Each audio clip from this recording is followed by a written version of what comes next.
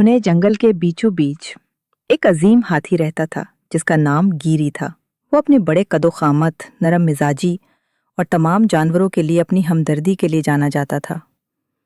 गिरी जंगल का मुहाफिज था जो हमेशा ये यकीनी बनाता था कि तमाम जानवर आपस में मिलजुल कर रहें। एक दिन जंगल गैर मामूली तौर पर खामोश था।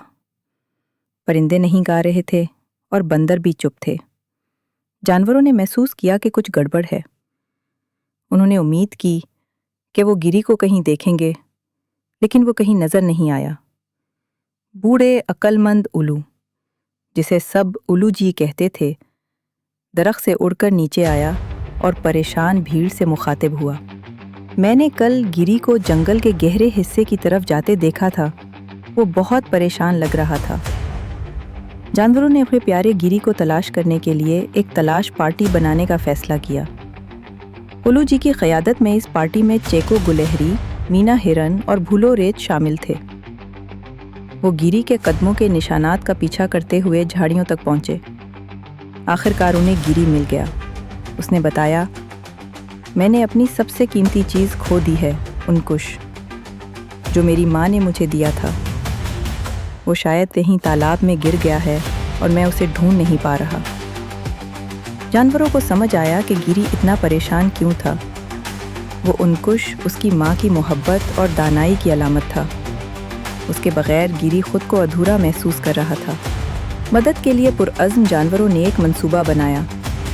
चेको, जो छोटा और फिर तीला था, ने तालाब में गोता लगाने की पेशकश की। मैं पानी के अंदर ढूंढूंगा, उसने कहा।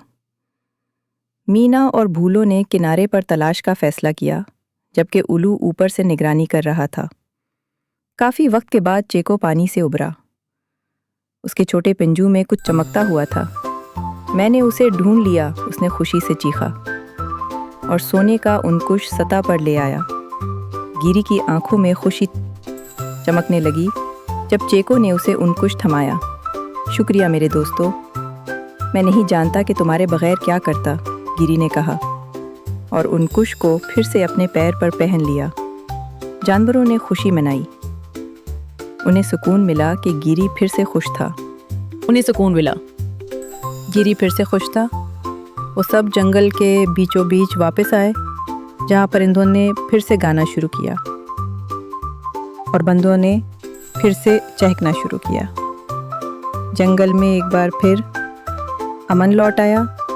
गिरी एक बार फिर जंगल का फखर और नरम दिल मुहाफिज बन गया। उस दिन के बाद गिरी ने ये यकीनी बनाया कि उसका अंकुश महफूज रहे और जंगल के जानवर और भी करीब आ गए, ये जानकर कि वो किसी भी चैलेंज का मिलकर सामना कर सकते हैं। यूं हाथी को क्या हुआ?